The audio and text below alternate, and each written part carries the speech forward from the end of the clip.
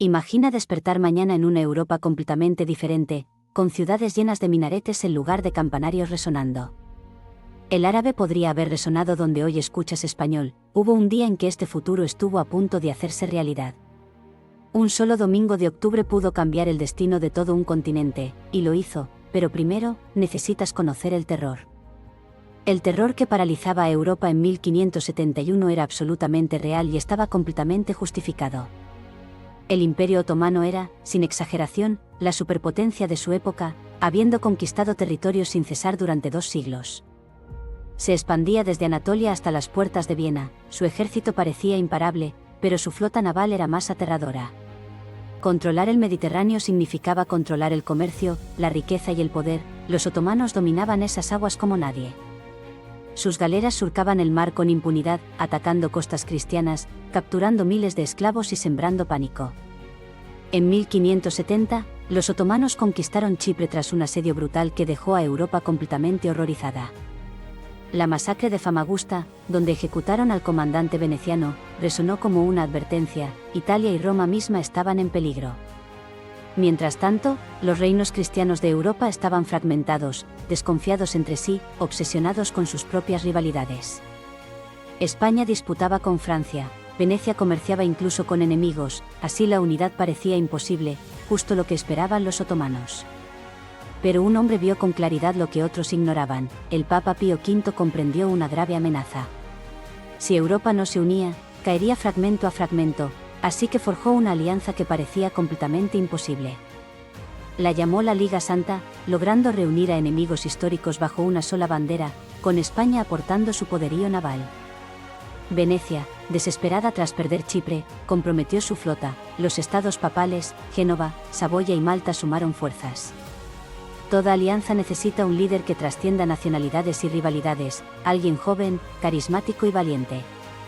Eligieron a don Juan de Austria, hijo ilegítimo del emperador Carlos V, apenas con 24 años, una apuesta arriesgada.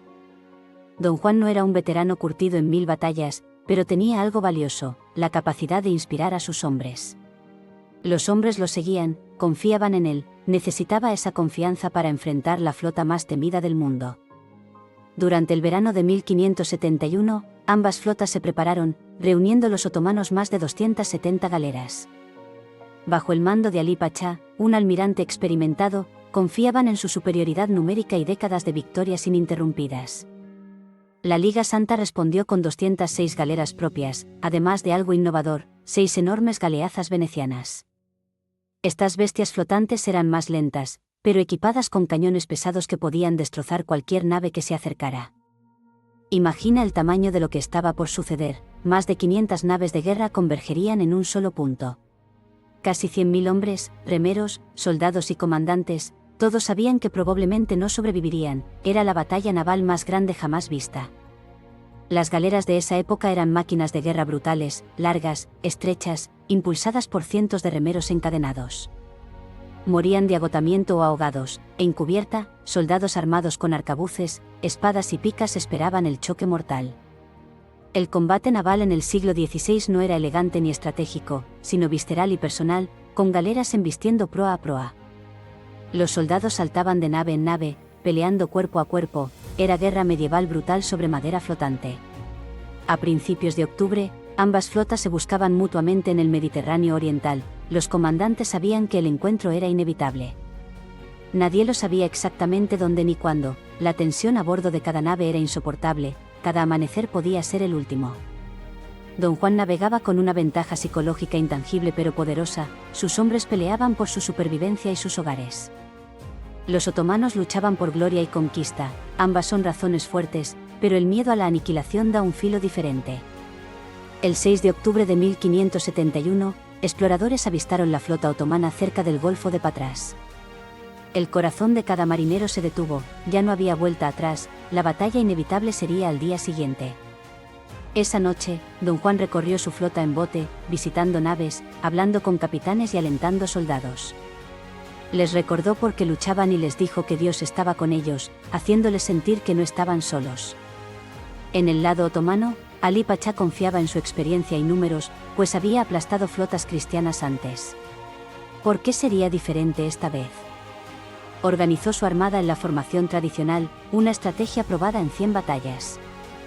Amaneció el 7 de octubre, el mar estaba inquietantemente tranquilo, pero el cielo pesaba gris sobre el golfo.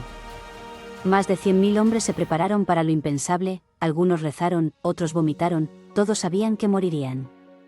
Y entonces, las flotas comenzaron a moverse una hacia la otra, como el destino de Europa flotando.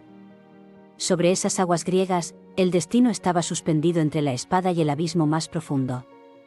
7 de octubre de 1571, a primera hora, las dos flotas más grandes se enfrentaban. En el Golfo de Patras, no había marcha atrás, porque en el mar no existe la retirada fácil. Los cristianos desplegaron 208 galeras en formación de media luna, con 6 enormes galeazas venecianas al frente. Estas bestias flotantes eran algo nunca visto, plataformas navales con 50 cañones cada una, verdaderas fortalezas marítimas. Alí Pasá, comandante otomano, avanzaba con 230 galeras, confiado en su superioridad numérica y reputación. Nadie había derrotado a la flota otomana, ¿por qué esta mañana sería diferente? Él pensaba así ordenando el ataque. Don Juan de Austria, el joven comandante cristiano de 24 años, navegaba en la galera real. Su plan era audaz, romper la línea enemiga, luego convertir la batalla en un caos brutal donde el coraje compensara números. A las 10:30 de la mañana, las galeazas venecianas abrieron fuego, con un estruendo completamente apocalíptico. Bolas de cañón de 50 libras destrozaban cascos de madera, las primeras galeras otomanas explotaron, lanzando hombres en llamas. Este era el momento decisivo que pocos esperaban, las galeazas abrieron brechas enormes en la formación otomana. El plan de Alí Pasá, basado en velocidad, empezaba a desmoronarse antes de que sus hombres dispararan una sola flecha. Pero los otomanos no eran cobardes, en minutos, cientos de galeras se lanzaron buscando el combate cuerpo a cuerpo. El mar se convirtió en un bosque de remos rotos, velas desgarradas y gritos que helaban la sangre. Las galeras chocaban proa contra proa con un crujido ensordecedor, en ese instante, la guerra se transformó en salvajismo. Soldados saltaban entre cubiertas, las espadas se hundían en la carne, y arcabuceros disparaban a quemarropa contra masas humanas. Imagina el horror, miles de hombres hacinados en cubiertas resbaladizas de sangre, matando al enemigo más cercano. El humo de la pólvora cegaba a todos, el ruido era tan intenso que los comandantes no podían gritar órdenes. En el flanco izquierdo, Barbarigo luchaba desesperadamente contra Mehmed Sirocco, quien intentaba envolver su posición. Barbarigo recibió una flecha en el ojo, pero se negó a retirarse, dirigiendo a sus hombres mientras la sangre empapaba su armadura. Mientras tanto, en el flanco derecho, Andrea Doria enfrentaba a Ulu Jalí, el más astuto de los comandantes otomanos. Ulu Jalí intentaba una maniobra de flanqueo, extendiendo su línea para rodear a los cristianos, jugaron un ajedrez mortal. Pero el verdadero infierno estaba en el centro, donde la galera real de Don Juan se dirigía hacia la sultana. Era un duelo de titanes, los dos buques insignia, los dos comandantes supremos, colisionando en el corazón de la batalla. La real y la sultana se empotraron con violencia espantosa, 400 soldados de élite se lanzaron unos contra otros. Arcabuceros españoles contra genízaros otomanos, los mejores guerreros de ambos imperios, matándose en un espacio reducido. Don Juan luchaba en la primera línea, su armadura dorada cubierta de sangre ajena, inspirando a sus hombres. Alí Pasá hacía lo mismo, ambos entendían que si caían, su flota entera podría colapsar. Durante 2 horas, nadie ganó un metro, los cuerpos se apilaban tan alto que soldados tropezaban con sus camaradas muertos. El mar entre los barcos se tiñó de rojo, literalmente, porque la sangre de miles de hombres corría y se derramaba. Y entonces ocurrió el momento que cambió todo, un arcabucero español disparó desde la cubierta de la Real. La bala atravesó la frente de Alí Pasá, el gran comandante otomano cayó muerto, y sus hombres vieron cómo le cortaban la cabeza. Los cristianos clavaron la cabeza de Alí Pasá en una pica y la alzaron en lo alto de la sultana. Era un acto brutal para romper la moral, los genízaros, al ver a su líder decapitado, comenzaron a huir. La captura de la sultana desató el pánico en el centro de la flota otomana, sin su comandante, la cohesión se desmoronó. Galera tras galera intentó retirarse, pero en el caos abarrotado del Golfo, era casi imposible, muchas chocaban. Mehmed Sirocco, en el flanco izquierdo otomano, ya estaba muerto, su galera hundida, Barbarigo había vencido. Solo Ulu Jalí mantenía algo de orden, pero incluso él veía que la batalla estaba perdida y debía salvar lo que pudiera. Ulu Jalí ejecutó la única retirada exitosa del día, llevándose 30 galeras intactas y escapando hacia el este. Fue la única victoria otomana. Detrás de él dejaba un desastre, con 160 galeras otomanas capturadas o hundidas. A las 4 de la tarde, la batalla terminó oficialmente, aunque hombres seguían muriendo en el agua. Miles de remeros cristianos esclavizados fueron liberados, muchos lloraban, incapaces de creer que su pesadilla había terminado. El Golfo de Patras se convirtió en un cementerio flotante, cascos destrozados se hundían lentamente, cuerpos derivaban.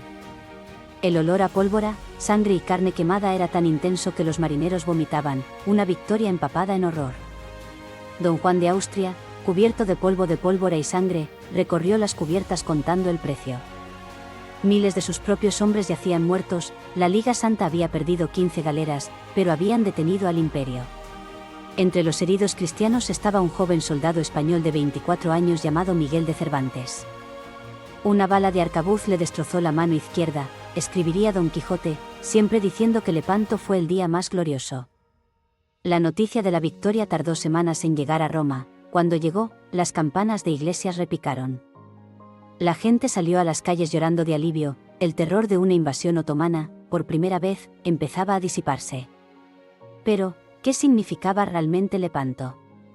Los otomanos reconstruyeron su flota en solo 6 meses. El gran visir declaró que perder una flota era como afeitarse, el poder otomano no colapsó de la noche a la mañana.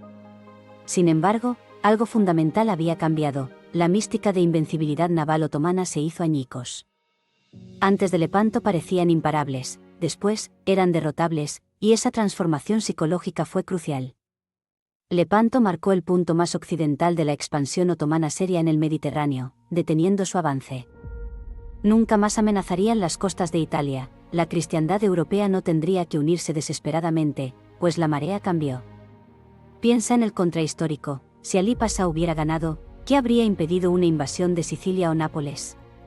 Con dominio naval completo, los otomanos podrían haber estrangulado el comercio europeo y dictado términos a voluntad. Lepanto no fue solo una batalla naval, fue el momento en que el destino de un continente se decidió. 100.000 hombres, la mayoría no elegían estar allí, determinaron si Europa sería otomana o permanecería cristiana. Cuando el humo se disipó, el mar estaba teñido de rojo y lleno de escombros flotantes y galeras destruidas.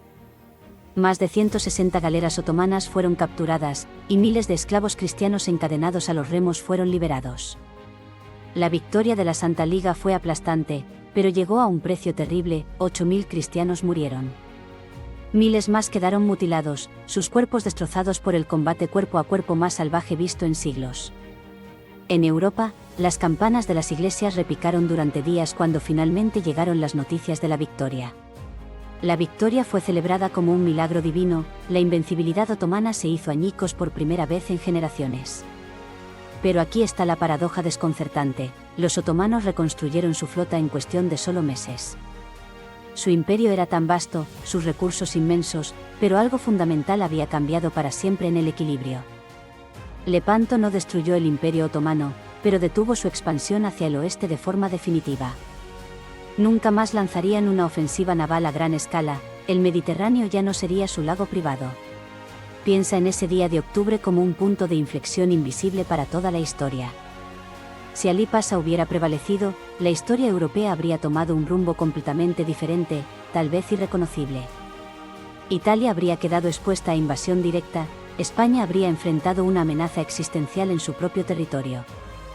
El equilibrio religioso y político podría haberse volcado hacia Constantinopla en lugar de Roma o Madrid. Lepanto nos recuerda algo inquietante, los destinos de civilizaciones enteras pueden depender de un solo día de violencia. De decisiones tomadas en fracciones de segundo por hombres que luchaban sin comprender completamente las consecuencias. Y así, en el Golfo de Patras, 100.000 hombres decidieron sin saberlo el futuro de Europa. Un futuro que, fácilmente, podría haber sido completamente otomano.